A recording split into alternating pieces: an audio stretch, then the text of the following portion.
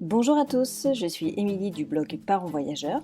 Chaque semaine, on va parler voyage en famille, mais aussi nous allons partir à la rencontre de certaines familles inspirantes. Alors installez-vous confortablement et bienvenue dans ce nouvel épisode. Bonjour les parents voyageurs, j'espère que vous allez bien. Alors cette semaine, je suis très heureuse de recevoir sur le podcast mon amie Fanny. Fanny qui vivait à Barcelone après de longues années d'expatriation un petit peu partout dans le monde. Aujourd'hui, Fanny et sa famille ont été contraints de rentrer en France suite à la pandémie du Covid qui a frappé Barcelone et l'Espagne en général, enfin et le monde en général. Elle nous partage avec toute honnêteté et transparence son retour et son ressenti. Son témoignage est vraiment très très poignant. En tout cas, j'espère que ça va vous plaire. Je vous souhaite une belle écoute.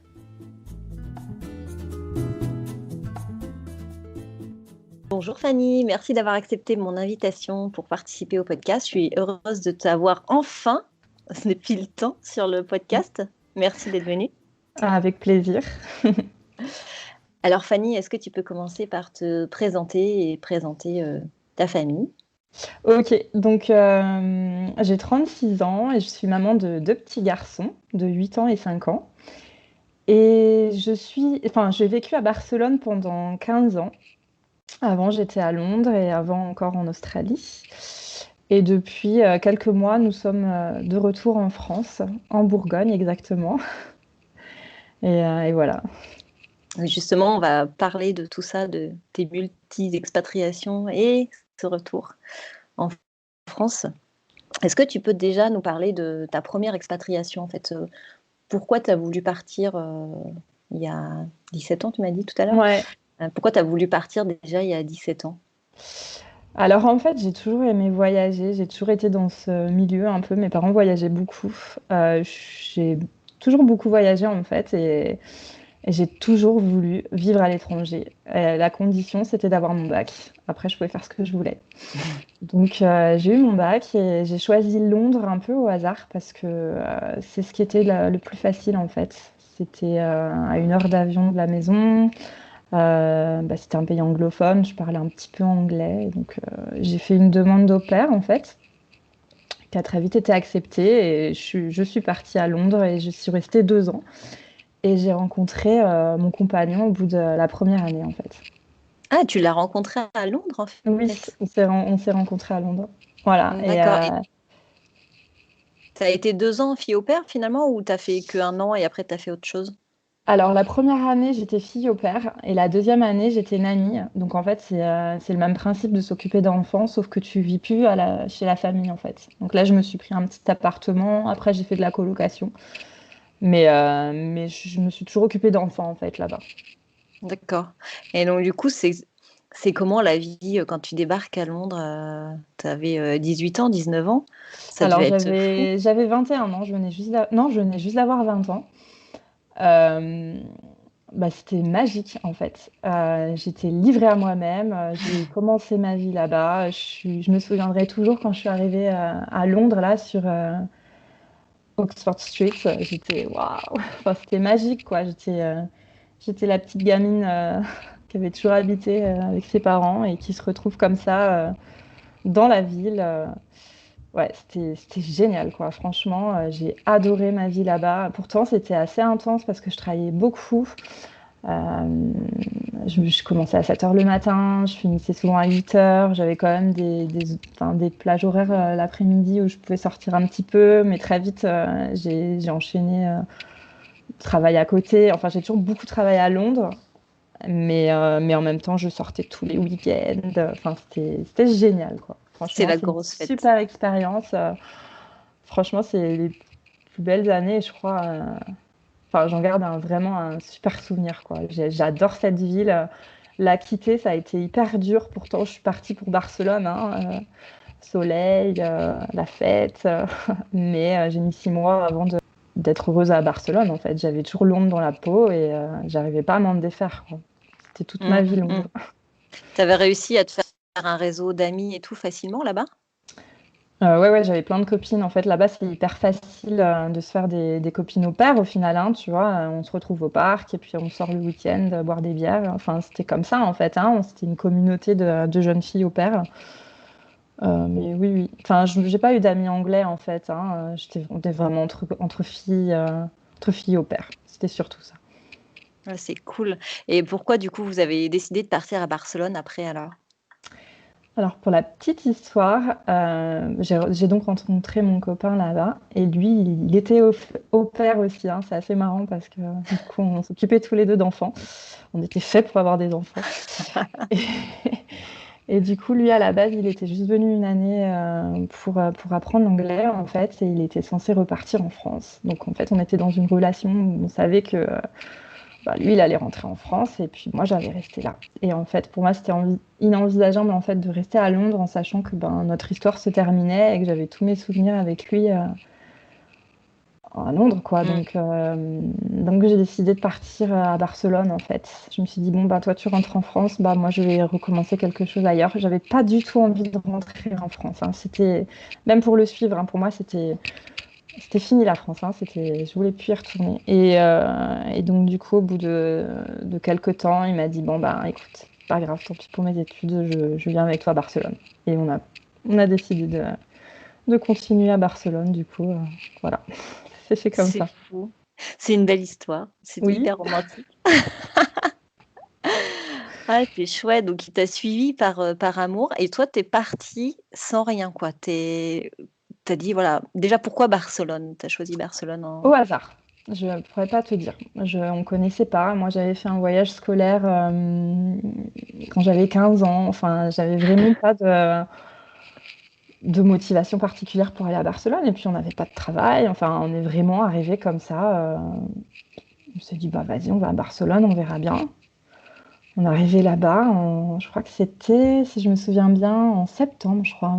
Ouais, septembre. Et puis, on a trouvé du travail très vite. Enfin, en fait, il faut savoir que là-bas, il y a une dizaine d'années, tu trouvais du travail très facilement dans les call centers, quoi. Il y avait beaucoup de Français qui venaient pour travailler. Tu avais l'impression qu'en fait, tu faisais ton entrevue, mais ils te prenaient directement, quoi. Il n'y avait pas de. Tu voulais travailler, tu travaillais, quoi. Au bout d'une Mm. semaine, on avait tous les deux un travail, une colocation. Enfin, ça s'est passé très facilement. Ça a été très, très facile, en fait, pour arriver à Barcelone, hein. Puis en plus, on n'avait pas d'enfants. Ouais, On c'était avait, sans stress. ouais, on avait quoi? On avait 24 ans. Enfin, tu vois, on était jeunes. On avait un petit peu d'argent de côté parce qu'à Londres, on avait quand même bien travaillé. Donc, on avait réussi à mettre un peu d'argent de côté. Donc, on n'avait pas non plus. On n'arrivait pas sans rien, tu vois. Ouais, Mais ça s'est fait hyper facilement, en fait. ça c'est top, hein. Aujourd'hui, c'est plus le cas quand même, j'ai l'impression, hein. C'est un peu C'est plus différent. compliqué hein, parce qu'il te faut le NIE. Du coup, je pense qu'au niveau administratif, c'est beaucoup plus. Puis on est plus âgé aussi. Je pense que c'est moins spontané. Peut-être que les gens de notre âge, au final, quand ils vont vivre dans d'autres pays, ça leur paraît beaucoup plus simple. Mais c'est vrai que nous, à notre âge, j'ai l'impression qu'on est un peu plus plan-plan. Et puis, du coup, c'est un peu plus compliqué pour se lancer dans toutes les démarches. Et on a un petit peu peur de tout recommencer encore. Mm. Enfin, Ouais, j'imagine. ouais, ouais, je pense aussi. Et puis, du coup, à notre âge, on n'est pas non plus prêt à accepter n'importe quel job. Voilà, Exactement, ouais. 35 piges, t'as pas envie d'aller dans un call center, sauf vraiment si, bon, si t'as pas le choix, mais si voilà, tu peux t'éviter ça, tu le fais quoi. Donc, ouais, c'est sûr que les attentes sont différentes, quoi. Du coup, donc vous avez commencé votre vie à Barcelone, et qu'est-ce qui a fait que vous êtes resté en fait autant d'années? Alors, il faut savoir qu'au bout de 1 an, on a eu encore la bougeotte et on a décidé de partir de Barcelone. Donc, on a décidé d'aller en Australie parce que mon frère y revenait. Et ça s'était super bien passé. Et on s'est dit, bon, bah écoute, on a fait 2 ans à Londres, on a fait une année à Barcelone, il est temps de repartir ailleurs. Donc, on est parti voyager un petit peu en Asie, puis après, on s'est posé en Australie. On voulait vivre à Sydney, en fait. Et puis on s'est rendu compte qu'il y avait trop de choses à voir en Australie. Donc on a voyagé, on a travaillé dans les fermes. Et au bout d'un an, ben, notre visa a pris fin, il a fallu rentrer. Et ben, naturellement, on est revenu à Barcelone parce que c'est ce qui nous paraissait le plus simple. Et donc on est revenu à Barcelone, on a retrouvé du travail tout de suite, un appartement pareil, c'était super simple. Et au bout d'un an, on a décidé d'avoir un bébé. Et après, tout s'est enchaîné. On est devenu moi auto-entrepreneur et lui il a créé son entreprise. On a eu notre deuxième enfant et puis la vie fait qu'on était super heureux à Barcelone. On avait un bon petit niveau de vie, on voyageait, on avait notre petit appartement, on avait nos amis. Enfin, c'était cool comme vie, tu vois. On n'avait pas de soucis, on avait envie de rester à Barcelone, on était bien. Ouais, vous aviez créé votre petit cocon et Ouais, voilà, puis on était. ouais, C'est pas très loin de la France. En final, Barcelone, tu peux y rentrer facilement. On avait cette expérience d'être à l'étranger. Donc, je sais pas si ça te fait un peu la même chose, mais tu as l'impression d'être plus vivant, plus jeune. Tu as ce petit truc un peu particulier qui fait que tu vis un peu différemment, tu vois. Je sais Mm. pas, on était bien. Ouais, Ça- c'est vrai que tu as raison, il y a ce petit truc où tu as l'impression d'être finalement tout le temps en voyage, tout en Mm. vivant dans le pays et vivant quelque chose de différent de la France. Enfin, ouais, je comprends le ressenti, c'est exactement ça, quoi. Donc vous avez vécu toutes ces années avec les enfants, etc. Et qu'est-ce qui a fait, alors du coup, là aujourd'hui vous êtes rentré en France, il y a eu le Covid, déjà comment ça s'est passé, le Covid à Barcelone, comment vous avez vécu déjà ces 4 mois de confinement Alors, quand ça a commencé, on était en France, on était parti une semaine au ski. Et en fait, tout s'est enchaîné quand on était là-bas. On a vu que l'Italie était en plein confinement. On ne pensait pas du tout que ça arriverait en Espagne. Je sais pas pourquoi. On s'est dit, non, c'est pas Mm. possible. Je pense qu'on s'est tous dit Oh, ça. qu'est-ce qu'ils font, ces Italiens? Enfin, on était vraiment sur. En plus, on était en vacances en France. Et puis là, je commence à recevoir des messages des maîtresses, de la maîtresse qui me dit, t'es où, Fanny? Et tout. Bon, on est en France. Mes copines qui me disent bah ça y est, l'école ferme, fais tes courses en France, il n'y a plus rien dans les boutiques à Barcelone. Enfin, on était vraiment, on a commencé à paniquer. Il faut savoir que le papa, il a une entreprise, enfin, il avait une entreprise de gestion d'appartements touristiques. Et du jour au lendemain, toutes les réservations se sont annulées en fait. Et du coup, on est rentré un peu en catastrophe à Barcelone. On s'est confiné directement avec les enfants. Et puis ça a été un gros stress parce que il a perdu toutes ses réservations. Donc du jour au lendemain, en fait, il n'y avait quasi plus de travail. Et il faut savoir qu'en Espagne, il n'y a pas eu d'aide. Enfin, il a eu zéro Mm. aide pour son entreprise qui était pourtant touchée directement parce que c'est une entreprise dans le domaine touristique. Et au-delà de ça, il avait quand même énormément de travail parce qu'il fallait gérer toutes les annulations, gérer ses propriétaires qui étaient en stress total de voir les gens partir. Il a fallu gérer tout ça en fait. Et moi, j'étais donc à la maison avec les deux enfants. Et il a fallu aussi gérer son stress à lui, le mien, parce que ben, du coup, j'avais plus de possibilité de travailler. Et j'ai plein de contrats qui sont partis aussi. Parce qu'à la base, je suis community manager et du coup, j'ai perdu tous mes contrats. Enfin voilà, ça a été une période hyper stressante parce que on avait un niveau de vie qui était en rapport à nos revenus et là du jour au lendemain, on n'avait plus de revenus. Un appartement à payer, l'école française qui coûte une fortune, à savoir 450 euros. Enfin voilà, c'était des frais au final qu'on ne pouvait plus se permettre de payer.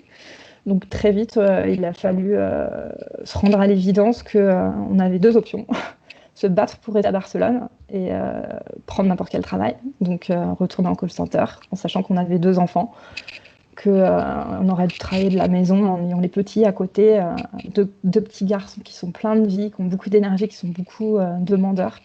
Il fallait gérer l'école en même temps. Donc c'était la première option, ou soit l'option de tout quitter, quoi, de se dire bon ben voilà, on arrête, on peut plus vivre à Barcelone, pas dans Mm. ces conditions, quoi. Enfin, je veux dire, on a adoré vivre à Barcelone parce qu'on avait tous les deux un travail qui nous passionnait, euh, parce qu'on avait un niveau de vie qui nous permettait de vivre comme on voulait, quoi, tu vois, sans prétention, hein, parce qu'on n'est pas non plus. Mm, mm, mm.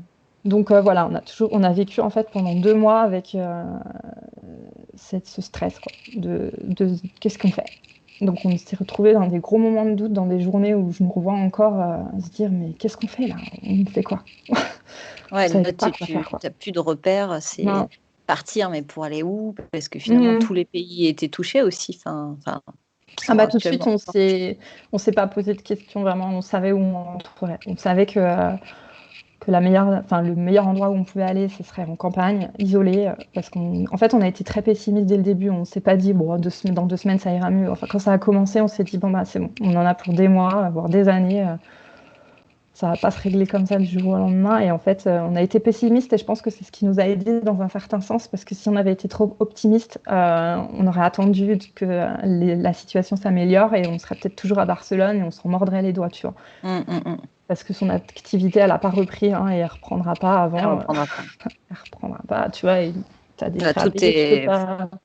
tout est bloqué, Tu vois. tout va être de nouveau bloqué cet hiver. Enfin, il n'y a rien qui présage une bonne évolution dans les mois qui viennent, hein, c'est clair. Non, c'est clair. Et du coup, moi, quand il m'a dit ça au début, j'ai dit non, mais hors de question. Je ne veux pas vivre en pleine campagne, je ne suis pas prête. Moi, je suis une fille de la ville. Enfin, j'ai toujours vécu en ville tout le temps, toute ma vie, tu vois. À part quand on était en voyage. Mais sinon, non, moi, j'ai l'habitude de sortir, de voir mes copines, de partir en week-end avec mes amis. Enfin, j'ai vraiment une vie hyper riche socialement. Et puis là, me mettre en campagne, en plus, j'ai pas le permis de conduire. Oui, c'est vrai. Non, j'ai pas le permis de conduire, donc je suis ultra dépendante de tout le monde, quoi, tu vois.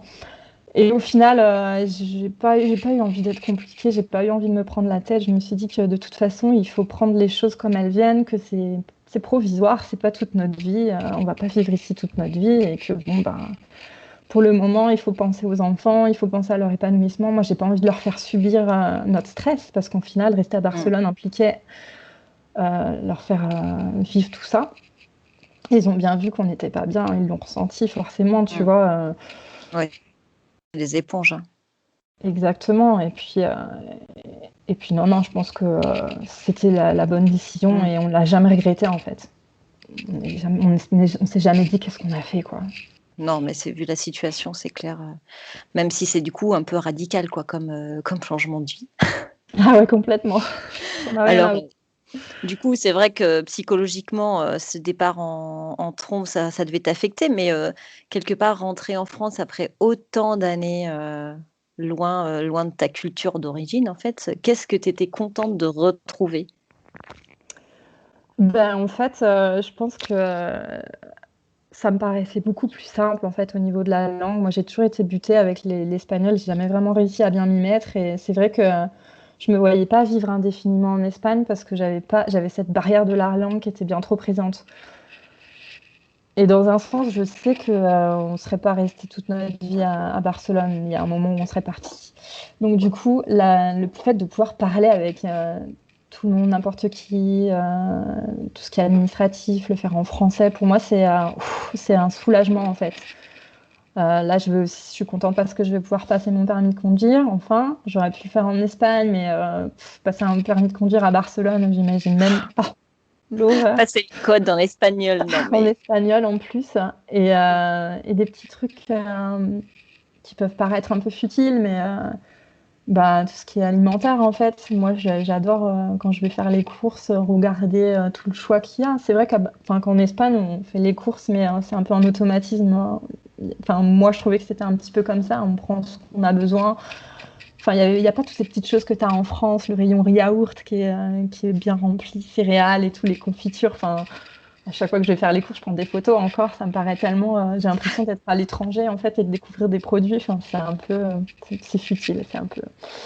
Il y a ça, bah, le fait d'être plus proche aussi de la famille. Bon, de la famille de mon copain, hein, parce que moi, ma mère habite au Portugal, ma petite sœur habite en Écosse et mon frère, il est vers Bordeaux. Donc, ça change pas grand-chose.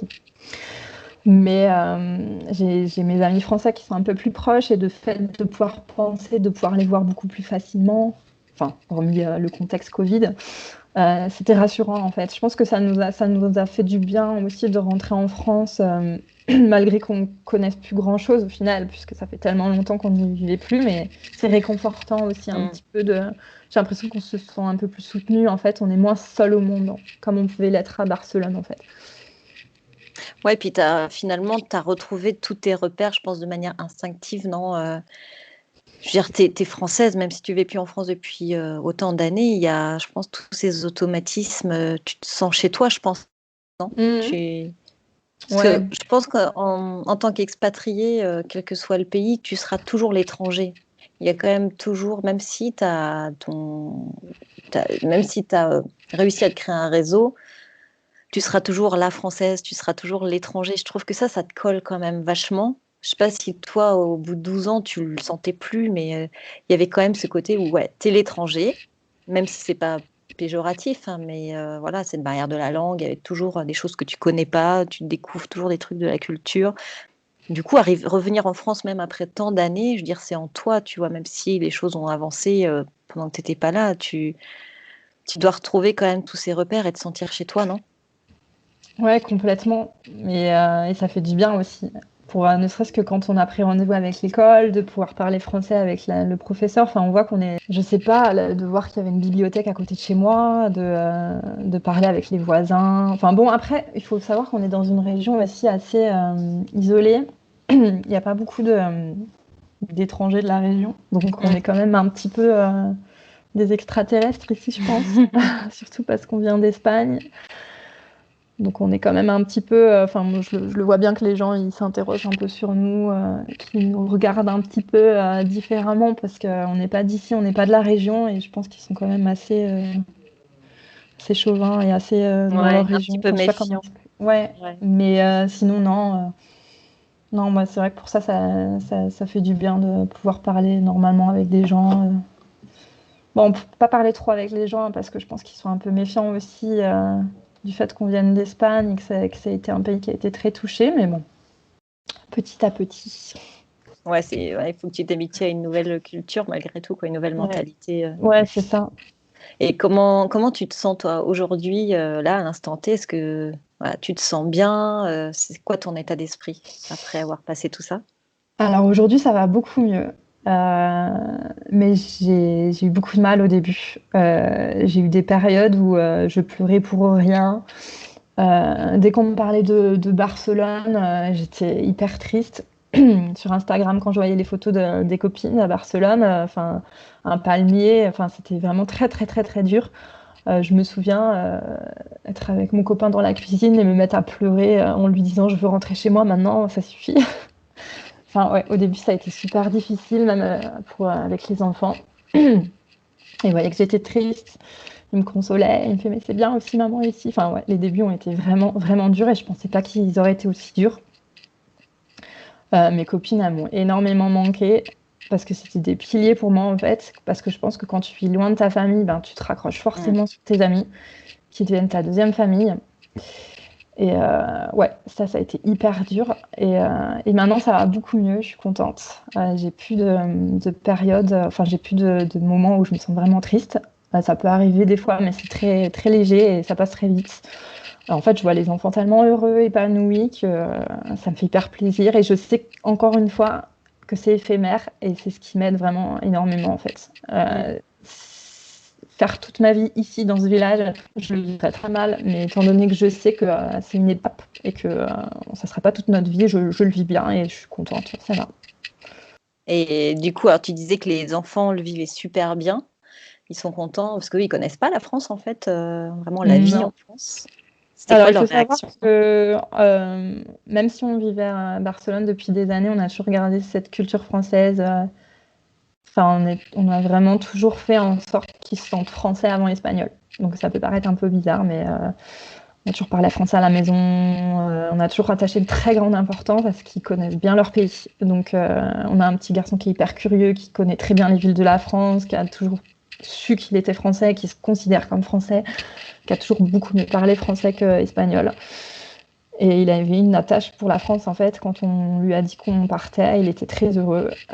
Il en avait marre de Barcelone. Il était arrivé à un point où il ne voulait plus vivre à Barcelone, en fait. Hein. Tu peux pas lui parler de Barcelone pour le moment. Il est très heureux d'être en France. Puis en plus, il savait que c'était à la campagne. Beaucoup mieux pour lui parce que vivre en pleine ville, il en avait assez, je crois. Donc, ils ont été très contents. Enfin, le grand était très content. Le petit, ça a été très, très dur pour lui. Pourtant, il avait que 5 ans. Il voulait pas partir jusqu'au dernier jour. Il pleurait et tout. Faut que je voie mes copains. Je veux dire au revoir à mes copains. Je veux pas partir. Ouais. Pourtant, il est petit. Il a 5 ans. Hein, mais pour lui, ça a été plus difficile. Hein. Encore maintenant, des fois, il nous en reparle un petit peu. Mm. Mais grosso modo, non, ils sont petits. Ils ont bien suivi. avec l'école et tout. Ils sont super contents. Puis ils ont leurs grands-parents qui sont à côté et ça pour eux c'est génial. Donc ça c'était important aussi pour nous qu'ils Ouais, de puissent recréer du vivre. lien. Ouais, c'est génial parce qu'au final leurs grands-parents ils les voient 2-3 fois dans l'année, pas plus. Donc là de pouvoir les voir un petit peu tous les jours, c'est top. Mm, mm, mm. Ouais, c'est autre chose, quoi. C'est une autre vie. Et... Ah, puis on a un jardin, on a des poules, on a les champs à côté, on a la forêt, on a la rivière. À Barcelone, on avait le parc d'à côté. Ça n'a rien à voir. Ouais, c'est ça, c'est que tu as la vie citadine qui est complètement différente, quoi. Tu trouves autre chose. C'est sûr que culturellement, tu peux faire des expos, Mhm. sortir à toute heure. Voilà. En campagne, tu retrouves autre chose, quoi. C'est complètement à l'opposé. Exactement. Donc, c'est bien, ça leur montre aussi autre chose, c'est intéressant. Là, tu parlais du coup, de cette période qui était transitoire. Voilà, dans ta tête, c'est quoi les prochains projets, tes prochaines envies? Alors, on va pas parler de projet voyage parce qu'avec le Covid, on sait que tout est un stand-by. Mais du coup, tes prochains projets d'expatriation, est-ce que tu as des envies, des idées, des pays en tête peut-être pour la suite? Alors, à la base, il faut savoir qu'on avait décidé de faire un tour du monde en septembre 2021. Donc, on s'était mis ça en tête. On avait 1 an pour économiser et faire un itinéraire. Donc, du coup, bien évidemment, ça a été annulé. Mais on a gardé en tête cette idée de partir 1 année à voyager. Donc, on a oublié l'idée du tour du monde parce qu'on n'a pas envie de repartir dans le stress dans l'organisation et du coup financièrement de devoir mettre énormément d'argent de côté. On a toujours en tête en fait si on peut toujours en septembre 2021 ou en octobre, de partir 1 année en Asie en fait. On aimerait bien aller en Thaïlande, Cambodge, tous ces pays d'Asie, Vietnam. Ça pour le moment c'est notre plan A. On espère que ça pourra se faire. Donc, du coup, ça serait voyager tout en travaillant dans le digital. Mais on se rend bien compte que c'est peut-être pas possible parce que ça paraît compliqué de prévoir des choses. Donc, notre plan B, ce serait de rester en France tant que tout ça se tasse, mais de partir plus vers la montagne en fait. J'ai pas trop envie de rester dans cette région, même si elle est très jolie, mais on irait plus à la montagne en fait, pour des raisons plus un peu de santé, parce que j'ai un petit qui fait pas mal d'asthme, donc du coup, ça serait mieux pour lui l'air frais de la montagne. Donc on s'était dit pourquoi pas. Et puis en plus, il adore la montagne, donc voilà, on resterait en France peut-être, mais dans une autre région. Et puis peut-être qu'on retournera en Espagne. Hein, ça nous plaît tellement ce pays qu'on ne met pas de côté. Peut-être qu'on retournera à Barcelone. En fait, on vit au jour le jour. On a décidé de ne pas trop se prendre la tête. On sait qu'on ne veut pas vivre indéfiniment en France. On a encore envie de vivre à l'étranger. Donc, on ne sait pas où. Mais on ne se ferme pas de porte, en fait. On est ouvert à Mm. tout. On verra en fonction de nos envies, des enfants, du travail et du Covid. Voilà. Et du Covid, ouais, c'est clair. C'est ça qui va quand même aussi beaucoup. Influencer.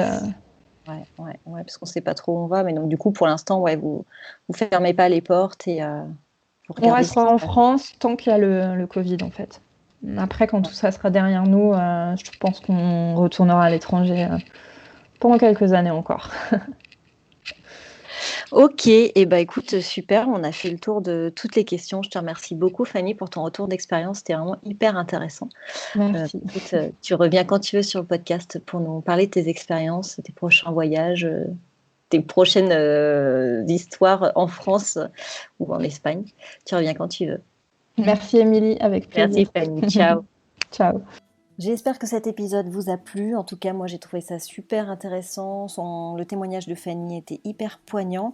Ça permet vraiment de montrer aussi la facette d'expatriation, dans le fait que c'est pas tout rose tout le temps et que on peut tout perdre très rapidement, malheureusement. Donc cette vie à l'étranger, c'est pas toujours une vie de rêve. et qu'il y a derrière aussi des grosses fragilités. Donc je remercie beaucoup Fanny pour son honnêteté et son partage. J'espère que ça vous a plu. En tout cas, si c'est le cas, n'hésitez pas à laisser un commentaire sur votre plateforme d'écoute et pourquoi pas 5 étoiles pour nous remercier. Je vous souhaite une très très belle semaine et je vous dis à mercredi prochain pour un nouvel épisode. Ciao ciao!